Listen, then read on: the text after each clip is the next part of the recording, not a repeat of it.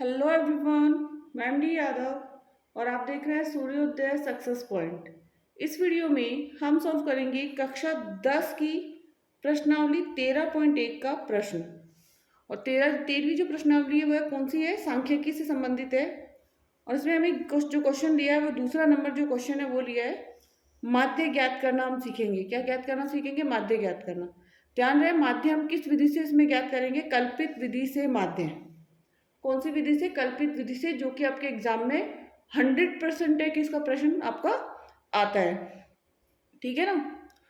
तो सबसे पहले जो इसमें डाटा हमें दे रखा है वो है दैनिक मजदूरी और श्रमिकों की संख्या दे रखी है। ठीक है, दो चीजें हमें दे रखी है। सबसे पहले हम निकालेंगे एक्स आई, फिर हम निकालेंगे डी और फिर डी एफ। ठीक है ना? सबसे पहले एक्स हम निकालेंगे एक्स आई, तो इन दोनों के बीच की संख्या, तो 500 और 520 के बीच में 510,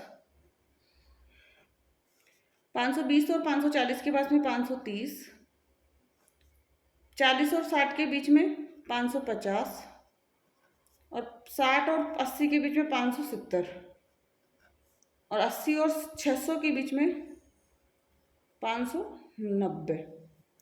ठीक है ना? तो सबसे पहले डी हम निकालेंगे इसका। अब डी निकालने के लिए क्या चाहिए हमें? एक्स माइनस ए, एक्स माइनस ए। सबसे पहले यहाँ पर कितना है? 510। ठीक है, तो अब ए क्या लेना है हमें? एक्स तो हमारे पास दे रखा है ये, बट ए क्या मानेंगे? तो ध्यान रखना, ए इज इक्वल टू जो भी बीच की संख्या है उसी को हम क्या ले लेंगे? कोई भी बीच की संख्या ए। तो ए बराबर हमारे पास कितना हो गया? 550। माइनस कीजिए 10 में से 50, 40, तो किसका आएगा? माइनस का 40। 30 में से 50 तो 20, माइनस का 20। 550 में से 550 तो 0। 70 में से 50 तो यहाँ पर आएगा 20, लेकिन प्लस का, क्योंकि 570 550 से बड़ी है। 590 में से 550 तो 40। ठीक है ना? तो यहाँ -40, -20, 0, 20 और 40। अब क्या करना है हमें? डीएफ करना है। डीएफ का मतलब इन दोनों को डी और एफ को गुणा कर देना। तो डी तो हमारे पास है ये जो हमने निकाला। एफ है श्रमिकों की संख्या। एफ क्या है? श्रमिकों की संख्या। गुणा करेंगे तो 12 को 40 से करेंगे, 12 चौक 48, तो -480। 14 दूनी 28, तो -280। एंड 8 को 0 से करेंगे तो 0, 20 को 6 से करेंगे तो 120 और 10 को 40 से करेंगे तो 400। ठीक है ना? ये दो क्वेश्चन। ठीक है ना? अब ये दोनों माइनस में है तो इन दोनों को प्लस कर लीजिए, तो 0, 8 और 8 16 का 6 हासिल 1, 4 और 2 6, 6 और 1 7, -760। ठीक है ना? 0, 2, 4 और 1 5, 520 प्लस के 520। माइनस प्लस क्या होता है? माइनस होता है।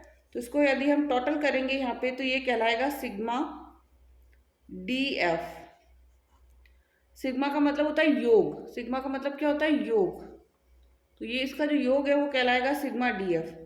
माइनस प्लस माइनस हो जाएगा, 0 में से 0 गया 0, 6 में से 2 गया 4 और 7 में से 5 गया 2। लेकिन क्योंकि माइनस की संख्या बड़ी थी तो ये क्या होगा? माइनस का 240।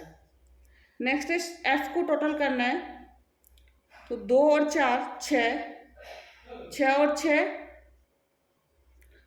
2 और 4 6, 6 और 6 12, 12 और 8 20 का 0 हासिल 2, 2 और 1 3, 3 और 1 4, 4 और 1 5। इसका सिग्मा एफ का टोटल कितना हुआ? 50। इसको हम कहते हैं सिग्मा एफ।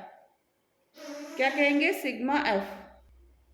तो सिग्मा एफ कितना हो गया हमारे पास? 50। ठीक है, अब क्या निकालेंगे? हमें माध्य निकालना है। क्या निकालना है? माध्य। लेकिन विधि कौन सी? कल्पित विधि से। कल्पित विधि से माध्य, ठीक है ना। और कल्पित विधि से माध्य निकालने का जो सूत्र होता है वो होता है ए प्लस सिग्मा डी एफ, ए प्लस सिग्मा डी एफ बटा सिग्मा एफ, ठीक है ना। अब ए क्या है हमारे पास 550 प्लस सिग्मा डी एफ कितना है -240 बटा में सिग्मा एफ कितना है 50। एक जीरो से एक जीरो कट हो गया, 240 में किसका भाग देना है सिर्फ 24 में 5 का भाग देना है। 240 तो जीरो से कट गया इसलिए हट गया, यहाँ प्लस माइनस क्या हो जाएगा माइनस, तो 5 चौक 20 पॉइंट लगेगा, ठीक है ना। 5 चौक 20 बचेगा 4, 5 अंटे 40, तो हमारे पास कितना है 4.8। अब 4.8 आ गया, ठीक है ना। तो इसकी जो वैल्यू होगी वो कितनी हो जाएगी, माइनस करने पर 550 में से हमें 4.8 घटाना है, तो इसकी वैल्यू हो जाएगी, यहाँ पे घटाते हैं अपन आंसर को, 550.00